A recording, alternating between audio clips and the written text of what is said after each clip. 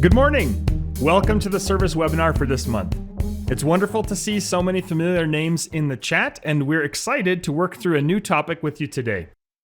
Before we begin, I do want to highlight the chat, which you can use to ask questions throughout the meeting. As always, we have several team members who will answer questions as you ask them, and then pass along questions that are relevant for the entire group for a Q&A session that we'll have at the end. If you do have to leave before you receive a response, our customer support team will reach out to you afterward. And with that, let's get into it. So today we'll be going over all of the features associated with the sign-in console. Of course, first we'll begin by defining terms, and we'll move into opening the sign-in console and the various options associated with it.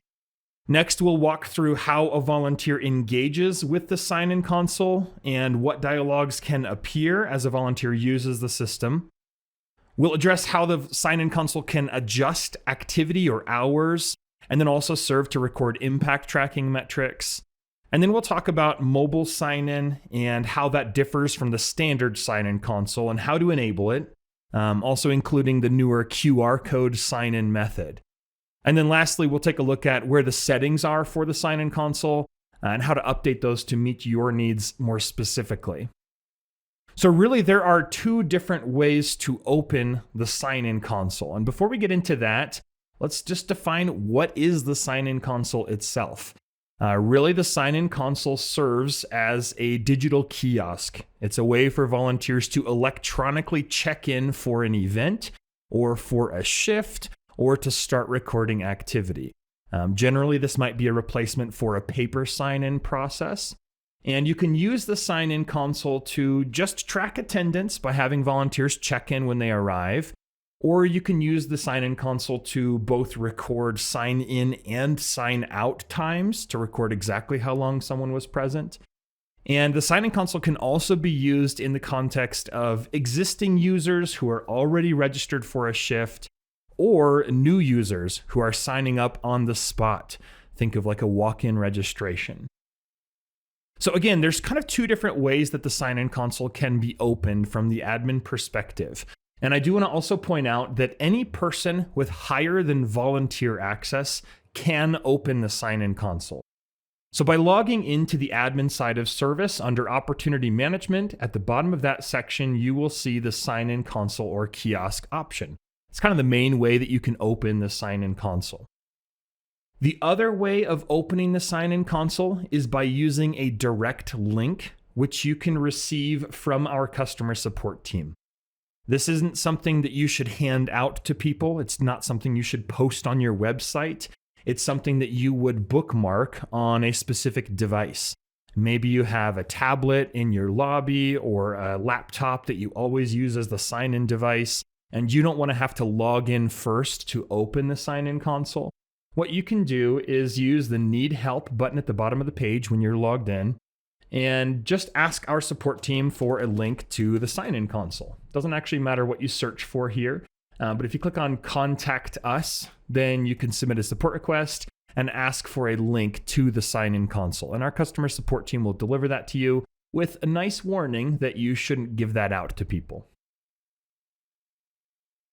Let's talk about kind of opening the sign-in console in the standard method. Again, if you're logged into the admin side of Service and you click Sign-in Console or Kiosk, that'll open up a few dialog options here. And depending on what settings you have enabled in your console, you may not see all of these options. So we'll talk through what these are. Now you will see at the top this interest category filter. What this enables you to do is to filter what opportunities will show up on this particular sign-in device. So if you have, for example, multiple locations that you operate out of, and those locations are represented via interest categories, then you could define for this particular sign-in console, when I open it, that I only want opportunities from this interest category to be displayed. So that's what this filter does. It essentially prevents people from signing in for an incorrect opportunity. Maybe somebody's registered for multiple different service projects that take place at different physical locations. You could have the sign-in consoles at those locations filter so that only certain opportunities, projects, or events are displayed.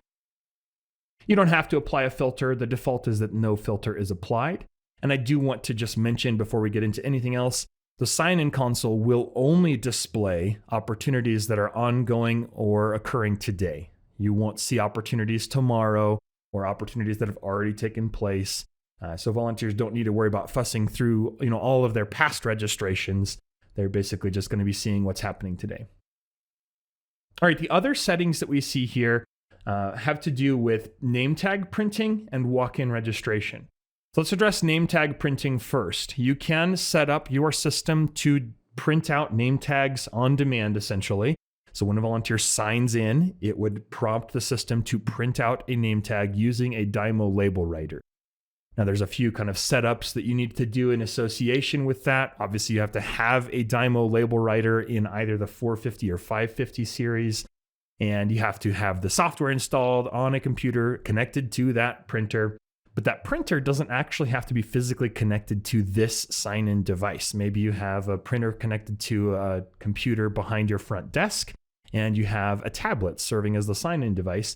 You can print remotely to a different printer. It's actually pretty easy to set that up. You don't need to do any sort of like network printing settings. We do have some information about how to set up all of this, but it is relatively straightforward. So that's what these settings have to do with, which location you're at in terms of printing, whether or not to print name tags, and then also what information is included on the name tag itself. The last setting when you're opening the sign-in console that you may see is when adding a new volunteer via walk-in registration, do you want to use the full volunteer profile or quick reg? So again, this is for walk-in registration. This means that you're allowing volunteers to complete a day of registration for an event, meaning they could create a profile on site. They don't necessarily have to have registered beforehand, and they also don't necessarily have to have worked with you previously. So if you do choose to enable that option, then volunteers can obviously create a profile as a part of the sign-in process, and you can choose how much information you're collecting at this step. I typically recommend using Quick Reg here because I don't necessarily want my volunteers spending so much time at a kiosk filling out all of the information when maybe just name, phone, email, date of birth, and terms and conditions will do for now. If you choose Quick Reg through here and a volunteer creates a profile in that manner, it's still a full profile in the system. They can still log into their account, but when they log in next, they'll be required to fill out the rest of their account information. All right, at the bottom, there are two buttons to actually initialize the sign-in console. You have sign-in mode and admin mode. Admin mode is really reserved for you. You should not set up the system in admin mode if a volunteer will be interacting with this. It's a useful tool if you want to see who all is logged in, when they signed in, what they signed in for, and also be able to go through and manipulate that. You can cancel sign-ins or sign people out. You can look up any person in the system and sign them in for a shift. So you have full control over those actions. But very importantly, I am still logged in as an administrator. So I still have the timer associated with this. So I will get logged out after a certain period of inactivity. And even more importantly, I can go back to the main dashboard and have access to the whole database. So really, if you're opening the sign-in console for volunteers to interact with, almost always want to choose sign-in mode. Now, when you open the sign-in console in sign-in mode, you'll notice I am no longer logged in. There is no timer associated with this. This will stay open as long as the device itself is on. So you don't have to re-log into this. You're not going to have to be, making sure that there's activity or jiggling the mouse or whatever. This will stay open as long as the device itself is on. And then volunteers can interact with this. There's really nothing else that can happen in this screen. From here, essentially all a volunteer has to do is type in their name. If you have walk-in registration disabled, which is actually the default state, so if you haven't changed that or if it was never changed in your account, walk-in registration won't be enabled in your console. You can tell immediately if walk-in registration is enabled by whether or not there's an option to add a new volunteer. So in my system, obviously that is turned on. But if it is not turned on in your system, if you don't see the ability to add a new volunteer here, that means that walk-in registration is disabled. And that also means that a volunteer will only see their name pop up in here if they are registered for something occurring today. So if you're trying to test the sign-in console and you're looking up your name and you don't see your name, that's probably why. Now, again, I have walk-in registration turned on, so I can always see my name here. And of course, I could also add a new profile. So if this is a new user, they don't see their name, they can click on Add New Volunteer. And again, I'd set mine up to do quick reg in this instance. So it's just collecting, a bare minimum amount of information.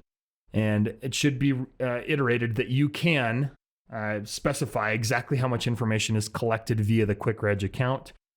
This is a setting in the system configuration, how much data is collected here. The minimum is first name, last name, primary phone, email. Okay, so if a volunteer does create a new account, or if they use their existing account, there are some other dialog options that can appear as well. So this pop-up that you see here is an intermediary step. All of these are optional. So let me point these out. The first is this questionnaire. You can have up to 3 questions that are provided that you specify and that volunteers might be required to answer or provide some additional information in.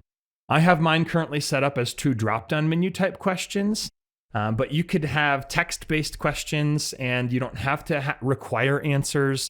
In my particular case, I'm basically asking someone if they're sick, and if they say, yes, I am sick, then they're not allowed to sign in for their shift. So you can set restrictions using questions like this, or you could just be gathering information using questions like this. And again, these could be text-based as well, where someone types in a response, maybe like a survey type question. But this is optional. These are settings in your sign-in console, and I'll show you where that's located in a moment. Below that, you also see that I have the terms and conditions appearing here. This is also optional, whether or not these appear here. But basically, this is appearing in this case because I do not currently have a signed copy on my profile. So the system will not let me sign in for my shift unless I sign this first. So in this case, the terms are being presented because I don't have a current copy on file. If I had already signed these terms previously, then I wouldn't be prompted to sign them again unless the terms changed. All right, and then lastly, there's one other setting in here, and that's verifying someone clicked on the right name, essentially, by using the last 4 of their phone number. And again, this is a setting. So all 3 of these things are settings that you can use. If I go through here and fill this out, click on Submit, now I'm able to sign in for a shift. So as a volunteer, all I have to do here is pick what shift I want to sign in for. So you'll see here that projects can appear in here. So service projects that are ongoing that allow hours to be recorded on site. And then also events that are occurring today. So if I sign in for this shift here, it's going to ding and say, hey, you've been successfully signed in. This message will disappear in a moment, but the next volunteer could already be signing in. The sign out process is identical to the sign in process. So if you want volunteers to record both their time of sign in and sign out, then that information can be recorded, basically in the same manner. A volunteer looks up their name, they click on their name, and now you'll notice at this point, I'm not being prompted to fill in all of that information. The questionnaire, so the questions that could be prompted for volunteers, is only presented once per day. So when a volunteer signs in the very first time that day, they'll be asked those questions, and they'll be asked those questions again the following day, but not if they come to sign out later or sign in for some other shift. The terms and conditions aren't being presented here in this case because I've already signed them. I have a copy on file now. So the last thing we see here is the phone number verification, which this will always appear if you have this enabled. But again, signing out is effectively the same steps.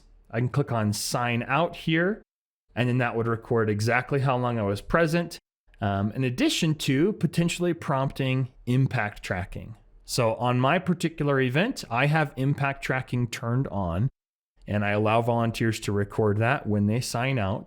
And so when someone signs out from one of these shifts, they're prompted to tell me how many pounds of food they sorted, potentially add some notes, how many miles they drove, potentially add some notes, and then they can log that impact and sign out.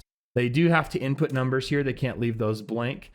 So they have to input at least a 0 to indicate, how much of that particular activity they did.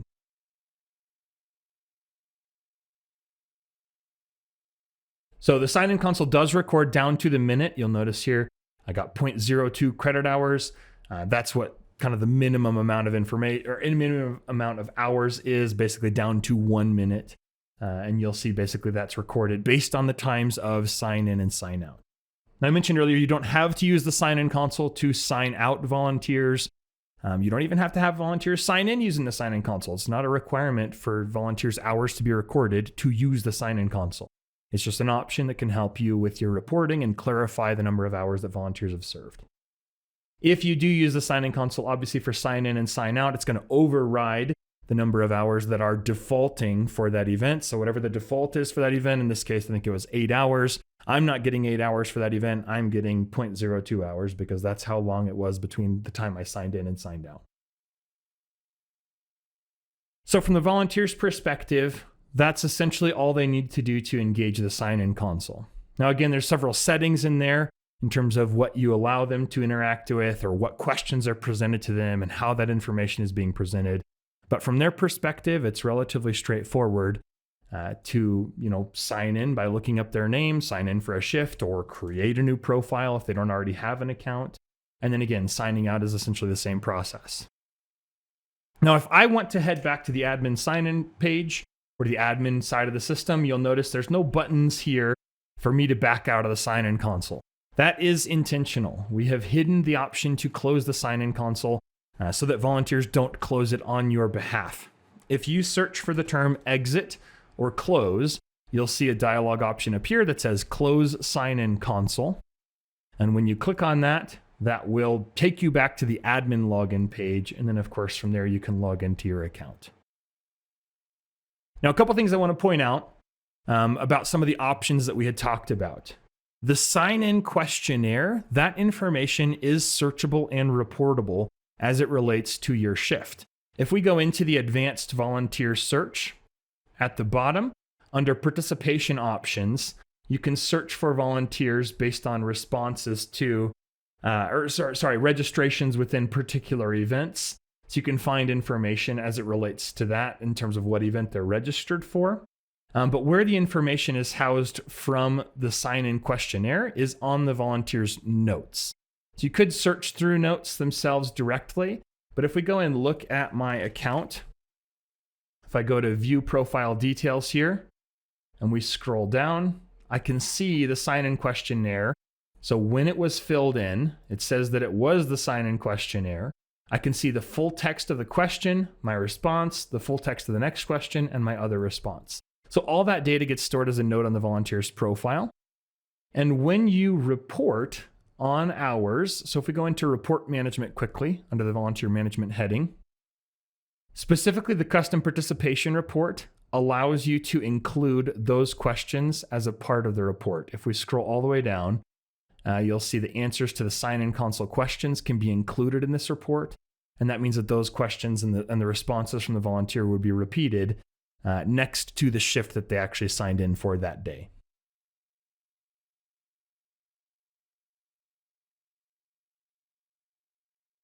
Okay, so what I want to talk about next is mobile sign-in and how that can be used distinctly from the standard sign-in console. Anytime you create an opportunity in Service or update an existing opportunity, you have the ability to enable mobile sign-in. So there's an option that says allow mobile volunteer sign-in, and there are several items associated with this. There's QR code options, and then there are location-based options. I want to talk about the QR code options first, because they pertain more to kind of the standard sign-in console. And also, these are a setting. If you're looking at an event that you've created and you don't see these options, there is a setting that pertains to this specifically, whether or not you want to use QR code sign-in options at all. And we'll look at that at the end today, where kind of all of these settings are located. But if you choose QR code as a mobile sign-in option, what happens is when a volunteer registers for the event, they receive their confirmation message. And in the confirmation message will be a link that the volunteer can use to open up a QR code that is unique to that person. So the QR code will be on their phone, and then that will be scanned by the device that is signing volunteers in. So if you have a tablet set up as your sign-in device, that tablet can scan people's phones, and essentially that will skip the name lookup process. So that's this kind of standard QR code option. I mentioned, but it's good to reiterate, the QR code is tied to the volunteer's profile. So you can actually choose to print out name tags with this QR code if you'd like to. If we go to the volunteer database, go into run a search for a subset of volunteers, I could select, whatever search I ran for. And then in the bulk actions here, I can print out volunteer QR code name tags. So this is just a standard Avery label in a Word document that has the volunteer's name and their QR code and their profile photo if they have one. So if you want to do basically badges for volunteers, that's one way to do that. So again, that QR code is scanned by the sign-in console. So the sign-in console itself must have a camera. Generally, tablets and laptops have cameras already built in. If you're using a desktop, you just need to have a webcam attached to it. You don't need anything fancy or a particular device. Any camera will do. But with that camera open, essentially volunteers will just hold up their phone to be scanned by the sign-in device. And then again, that will skip the name lookup process. There's another QR code option. If we go back to allow mobile volunteer sign-in, at the bottom you have QR code express. This QR code, there's actually 2 of them that's given to the volunteers. And again, those QR codes are given to the volunteer in the confirmation message when they register, as well as in the reminder emails if you set those up, and also reminder text messages if you have that enabled. But the express QR code option skips the entire sign-in process. Basically, as soon as the volunteer scans the sign-in QR code, it will skip the whole process and just ding that they're signed in for their shift. This QR code is uniquely tied to the volunteer as well as the shift that they're registered for. So you can't print out badges with these QR codes because this QR code changes depending on what the volunteer is trying to sign in for. Okay, so let me show you how that QR code gets scanned. If you have the sign-in console open, so I'm going to open that again here in sign-in mode. You'll see down at the bottom right, there are options to open the QR code scanner, front-facing and rear-facing.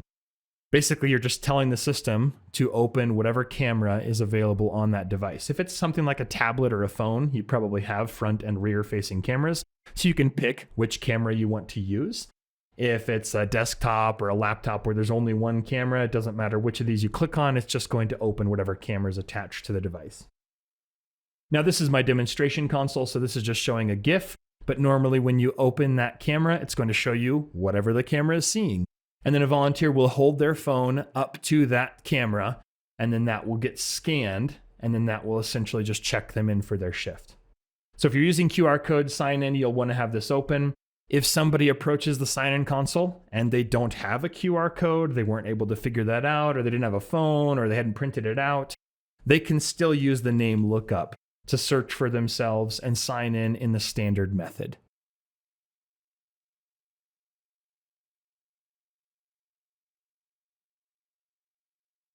All right, so that's QR code sign-in. That's kind of a format or a version of mobile sign-in because it's requiring the volunteer to use their phone to kind of procure the QR code and then have that scanned by the sign-in device. The other type of mobile sign-in is where a volunteer actually uses their own personal device as the sign-in console. So that would be location-based sign-in.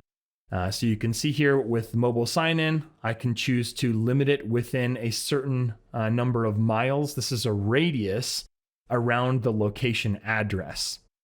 So this is really useful if you're having volunteers sort of operating independently, where they're going to be signing in, or maybe they're signing in at an event where you can't set up a sign-in console, but you still want people to check in when they arrive.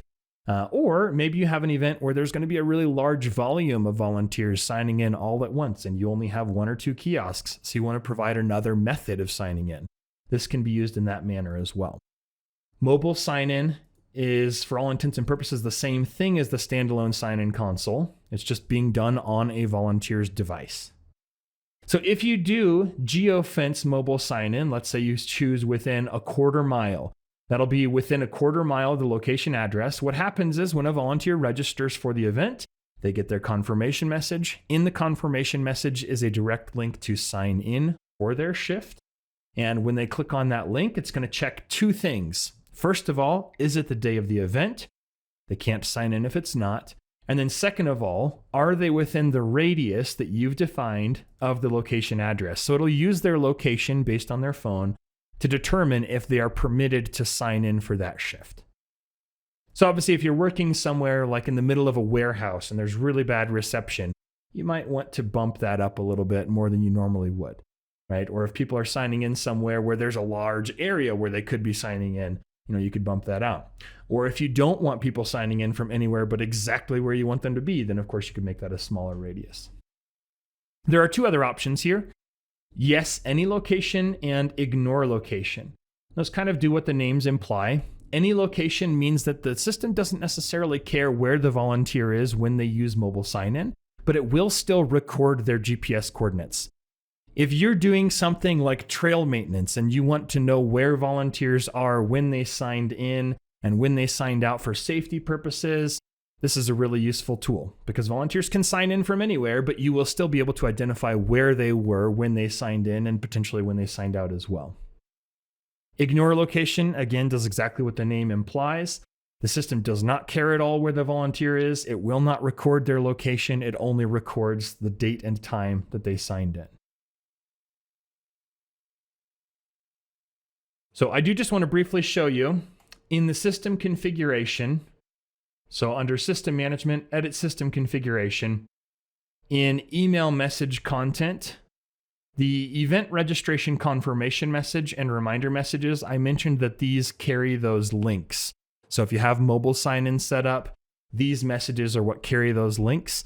And if you want to see a preview of what this type of message looks like, you can click on the preview icon here. And then that will show you kind of like a general example of that text. So you can see it has, event name, date and time, cancellation, and then mobile sign-in. So this is what that text here would look like if you have that enabled for an event.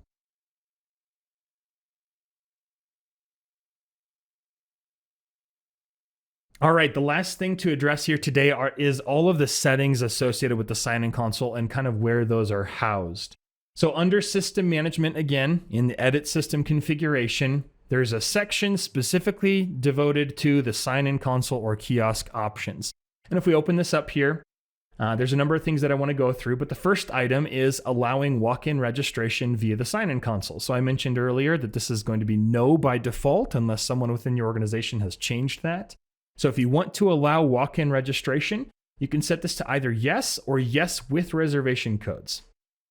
Yes with reservation codes is actually kind of the more flexible option here. It means that volunteers could use a reservation code day of. It does not mean that a volunteer has to use a reservation code day of. If you are working with external organizations, corporations, clubs, churches, community groups, things like that, basically if you're using groups to do bulk reservations in the system and you have any case where like a group, reserved 15 spots or you saved some spots for them, and some of those people neglected to register ahead of time, this is what you'll want to use because that will allow people to sign in day of as like a walk-in registration, but still affiliate themselves with that particular group by using the reservation code day of. If you're not using reservation codes, of course, you don't necessarily need to use that option. But again, this is less restrictive, not more restrictive. So below that, there's an option to enable automatic sign out. Now, this specifically pertains to service projects generally. And basically what that means is that when a volunteer signs in for a service project, there is no default number of credit hours for that project. We did a webinar a couple months back about service projects and how those hours are attributed. This kind of goes into that conversation a bit. But basically, if a volunteer is working on a service project, there's no default number of credit hours. So they need to both sign in and out if they're using that project. And if they neglect to do so, you can set kind of like a default or a backup. This does not function as a cap. So if you set this to like 1 hour, for example, volunteers could serve more than 1 hour for a service project if they both sign in and out. But if they neglect to sign out, they'll just receive 1 credit hour. Below that is the options pertaining to on-demand name tag printing. So if you want to enable that and define some different locations, that can be listed here. And then next are your 3 questionnaire options. So if you want to generate some questions that volunteers answer as a part of the sign-in process, that's what's listed here. And essentially how you set those up is you pick what type of question it is, and then just kind of define the attributes about it. So what the text of the question is. If it's a selection box, you can define what the responses are, and also if there's a required response. And then below that, you can choose whether or not the terms and conditions are displayed in the sign-in console. Again, this only shows up if volunteers don't have a current copy on file already. And then this can be done for both mobile sign-in and the standalone console, or just one or the other.